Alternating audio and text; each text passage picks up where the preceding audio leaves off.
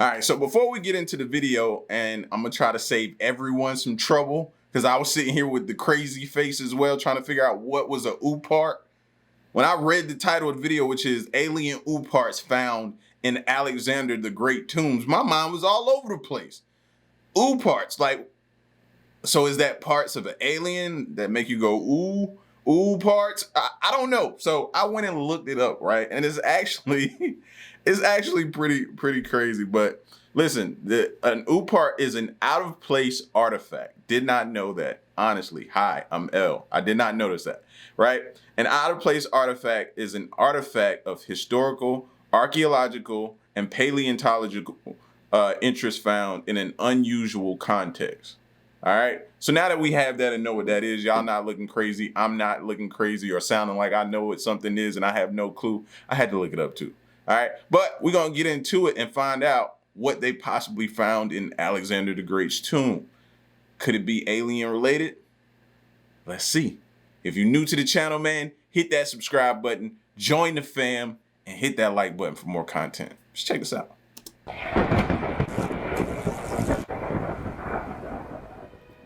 How many different civilizations, and thus different builders, have actually been and gone, only to be ignored by an academia wishing for their remnants to simply erode away?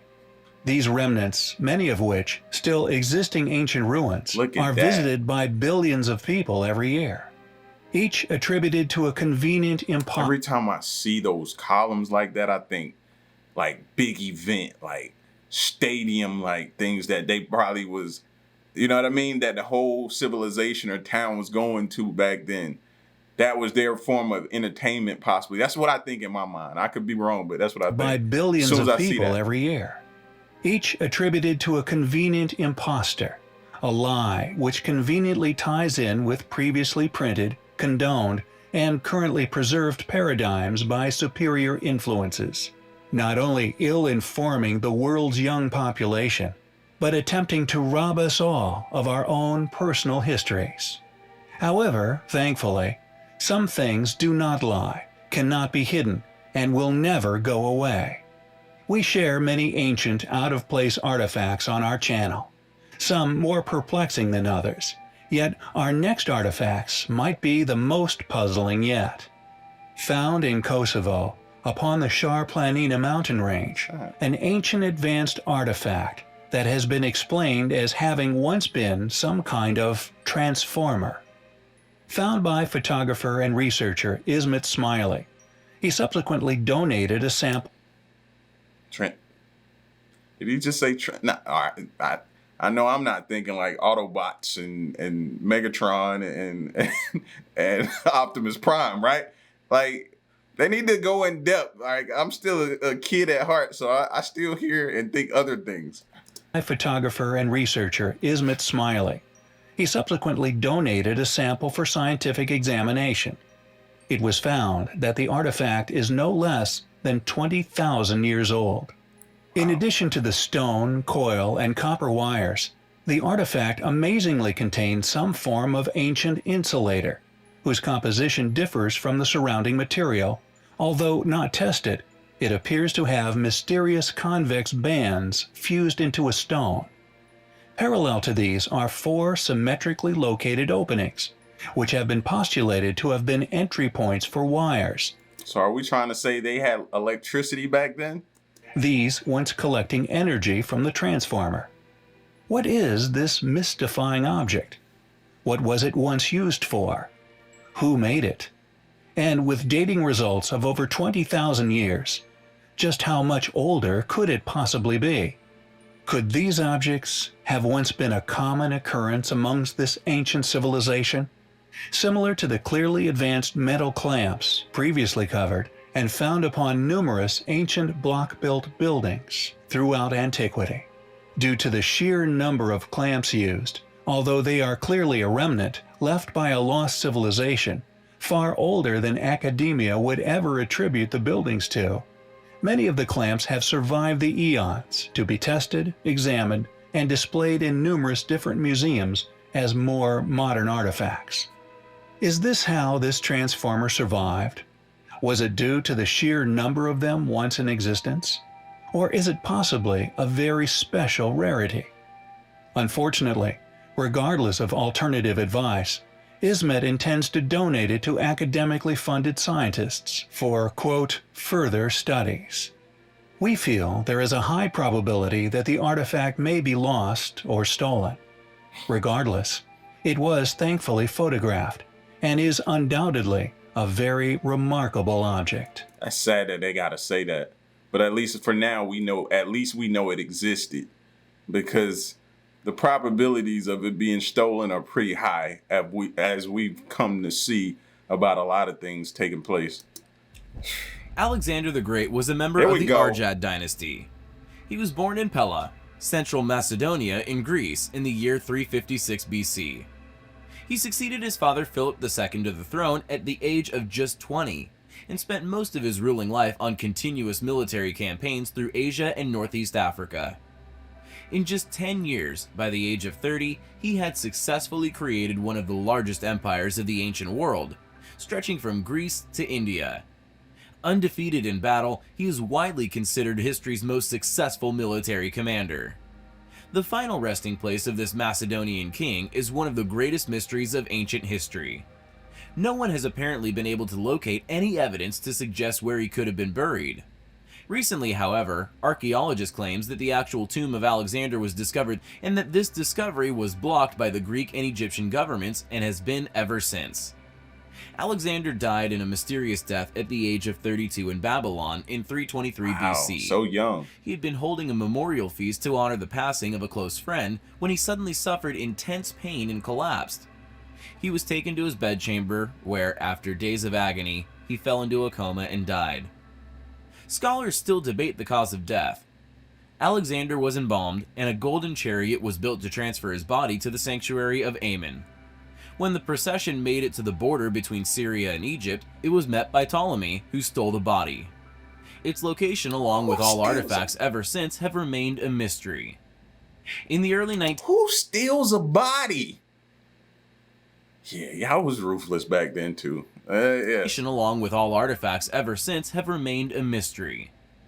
In the early 1980s, a man named Russell Burroughs claimed he stumbled upon a hidden cave somewhere near Olney.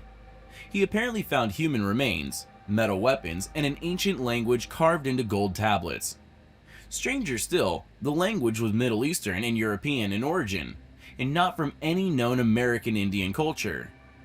What was astonishing about this apparent discovery was the fact that many artifacts recovered from the site strongly suggested that they were connected to the tomb of Alexander.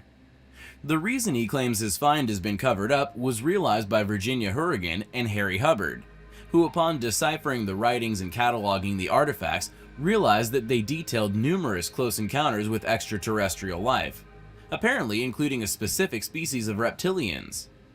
Their work, which they maintain possession of, has been disclosed across the web, with a large selection of photographic studies of said objects. Are the powers that be hiding the fact that past rulers throughout history have been in contact with beings from other planets? Many have claimed through the subsequent years that Russell Burroughs' artifacts are frauds, and he still refuses to reveal the location of the hidden cave. However, it could also be seen as a smokescreen. Wait, what? He hasn't even shown where this cave, where he got this stuff is from. Oh, y'all gotta be kidding me. No, let me make sure I heard that correct. History have been in contact with beings from other planets. Many have claimed through the subsequent years that Russell Burroughs' artifacts are frauds, and he still refuses to reveal the location of the hidden cave. However, it could also be seen as a smokescreen, obscuring from public view a real find of significant historical importance. Around the same time, many archaeologists came forward. Think about it. Every time we hear about somebody finding something of significance, we always say, man. And then they call everybody out. And sometimes they don't even get as much as we think they should get. So maybe this dude is seeing everybody else past, I guess, situations and problems they went through. And he was like, I ain't giving my location up. I don't care if they call me a fake. Or he could be hustling everybody. How do you know? How do you know? Forward claiming Liana Suvalci to have found the elusive tomb, just where it should have been all along. Yet they also claim that her discoveries were indeed covered up, and it would seem with the help of Russell Burroughs' debunked find, it was successfully concealed from the world. Just what could there be in this tomb that is such a threat to modern understanding? What could be so earth-shaking that it would lead to an international cover-up? Let us know what you think in the comments. Thanks for watching, guys, and until next time, take care. The more I think about it, I don't blame him.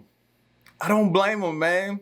What's to say he does give up where he got this from, the location, right? And they spin the story to where he didn't find it. Now, what good is that to him? Like, yeah, I can see it from both sides, to be honest with you. When one explores the most fascinating and ancient of structures resting all over our planet, you will inevitably be confronted by baffling feats on engineering and ingenuity, tasks that, to modern man, escape understanding or indeed explanation. The main consensus regarding these ancient structures has always been a tricky thing to explain. To claim that these marvelous structures were built by primitive people with only primitive tools at their disposal does not only seem absurd to most who have visited such sites, but ignorant of their true past grandeur and the specific characteristics of each of these places. Ancient sites such as Giza, Machu Picchu, among many others, still contain very confusing artifacts, anomalous evidence, which tells a very different story to that of mainstream history. Apart from the Baghdad Battery, largely claimed to have been an ancient form of electroplating, there has been little in the way of physical evidence to suggest the use of electricity within the academically researched ancient times. Yet there are many remnants left, which suggest such activities. Not only are there countless clear examples of past machine-work stone, but most importantly, there is evidence of errors made by these same tools, misstarts, and discovered fault lines. These particular stones discarded, laid bare in the quarries, revealing all the hallmarks of the machine engineering that went into building these wonderful places, these artifacts, once rubbish, now historical treasures. They can tell you the shape and movements of the tools that were being used, showing just how these machines cut into the stones, core drillings also discarded during manufacture, and cut stones discarded due to faults and cracks, revealing the complete preliminary cut marks left by the ancient stonecutters. These fragments of past activities are clearly some of the most important in unraveling these sites' ultimate secrets, yet it is rarely shared in the public arena, and even less frequently researched by official bodies. Along with this vast and perplexing array of remnants, mercilessly left where they fell, strewn amongst the debris of disruption, lay countless extremely hardy machine stone jars, vessels made from some of the hardest rocks on Earth. Some of these jars were made with a round bottom, perfectly machined, balanced on a base no bigger than the tip of a chicken's egg. Sir William Flinders Petrie ultimately realized that only lathe turning could have produced the symmetry and balance found on thousands of these bowls and vases. And Petrie was no fool. In 1894, he founded his own archaeological body, the Egyptian Research Account, which later became the British School of Archaeology in Egypt. He stated, for example, a bowl maker attained curves of exact circularity by rotating the bowl around a fixed blade, and formed a lip by shifting the centering of the bowl. Another round-bottomed vase had walls of such uniform thickness that it balanced perfectly on a curved base. To have a very well-respected researcher and specialist of the ancient Egyptians to admit to a conviction of the use of power tools in these pots construction seems like quite a stunning position to take, especially when one considers that while metal chisels could have been used to shape soft limestone within ancient Egyptian times, the metals that were available to them, copper, bronze, and during the first millennium BCE, wrought iron, were far too soft to work such rock into such exquisite designs. It seems Petrie would like to remain honest regarding his conclusions, yet also incomplete with his explanations, preferring to let the receiver of said information make their own realizations, preferring to avoid complication by a, by this time, rather visible enemy. One could only conclude that these relics and ancient monuments thereof were not the work of the Egyptians, but further evidence to suggest that these baffling structures were built far before the ancient Egyptians, before academic understandings, by a highly technologically advanced pre-cataclysm civilization. We find it difficult to see how such work was undertaken, or an explanation for our finding can be made without the use of power tools. Thankfully, the more we learn regarding these enigmatic places, the more we become aware of regarding their true history, and the closer, it seems, we become to finding those who built them. We have covered several anomalies of recent, which some fields of study would rather be kept silent, often attempting to dismiss such objects as a fraud, or if structural, as a natural formation. And our next topic is no exception. Just off the coast of Yonaguni, among the Ryukyu Islands of Japan, is a place once passionately argued as a natural formation by countless academic scholars, now all but surrendered to the truth. And once you are introduced to the sheer enormity of this city, you will begin to realize why some were so keen for the world to remain ignorant of this place. One of the largest pyramid structures found here is over 600 feet wide and 900 feet tall.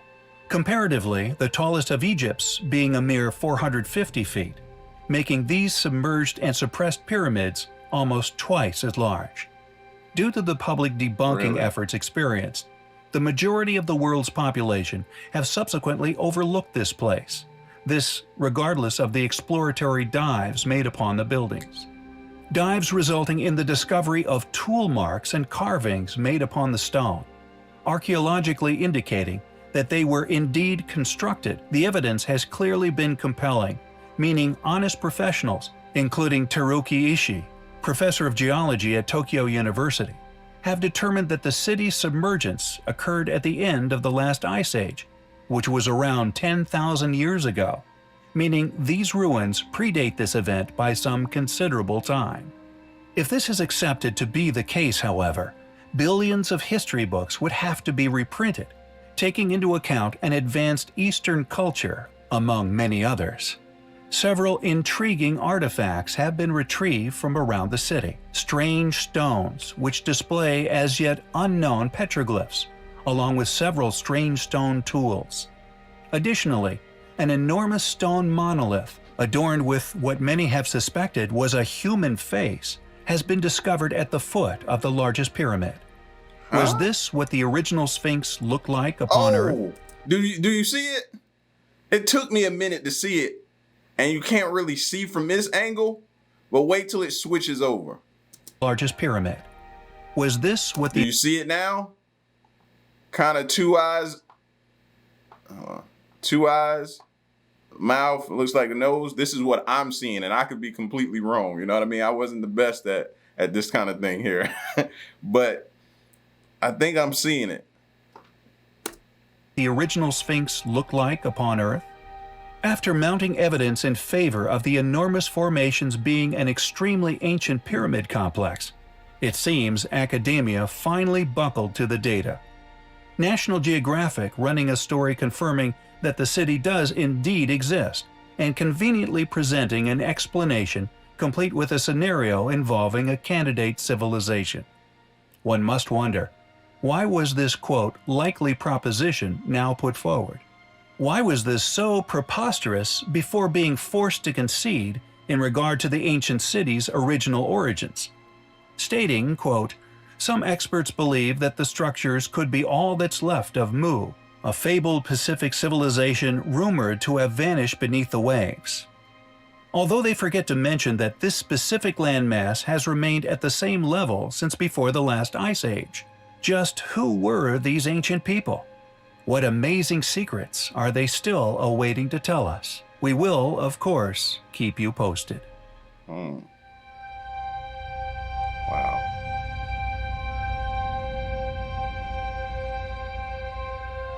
These are submerged cities that they got outlined here?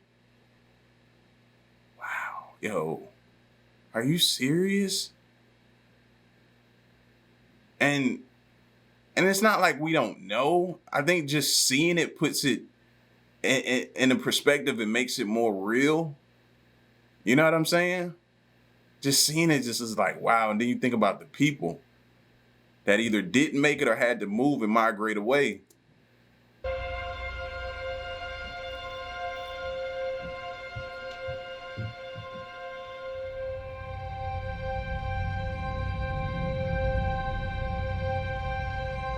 Whoa.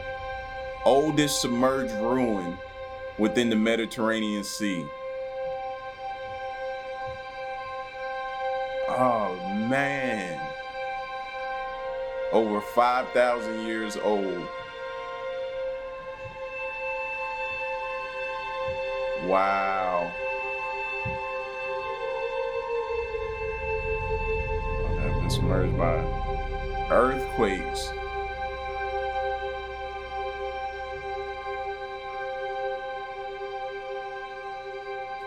That's why when I hear people talk about, oh man, we live over here, we deal with earthquakes, we'd be all right. It ain't nothing. No, we ain't dealt with them yet.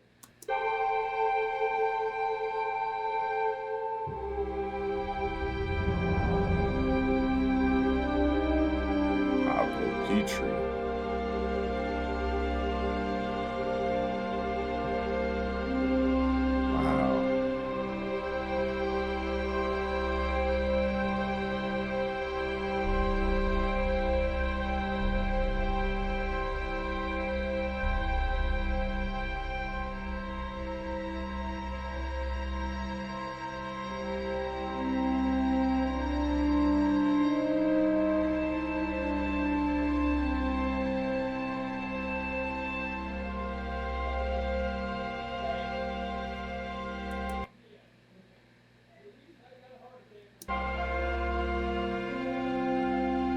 Attempting to date this site. I am.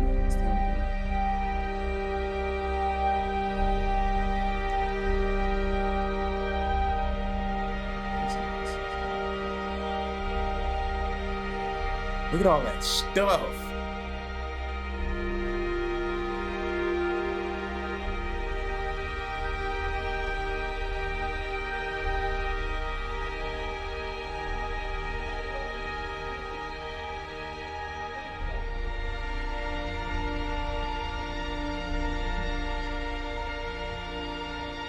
It's a whole underwater museum down there, man. But again, I still can't help but think about the people.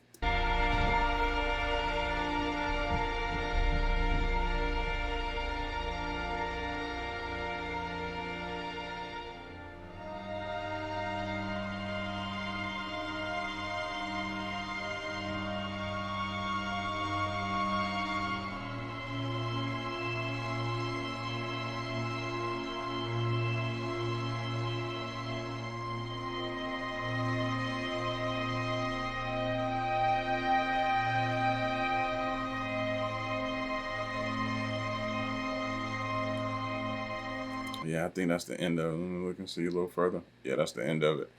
Man, I know a lot of people always say that, and I say it sometimes myself, you know, that ocean is just, man, so much of our history is down there. But when you see it, bro, it just, I don't know, man, it makes the hairs on the back of your neck stand up, you know? Thinking about what they had to deal with, were they wondering if they were prepared for it? You know what I'm saying? Did they see it coming? Ah, man. And then it makes you think, now, fast forward to today, are we really prepared for what this earth may throw at us? Some scary stuff, man. Truly, truly scary stuff. Woo. Y'all get at me in the comment section, man, and let me know what y'all thought about this, man. Wow. Just wow. That's all I can say. I'm gone. Well, till next one, I'm gone. Peace.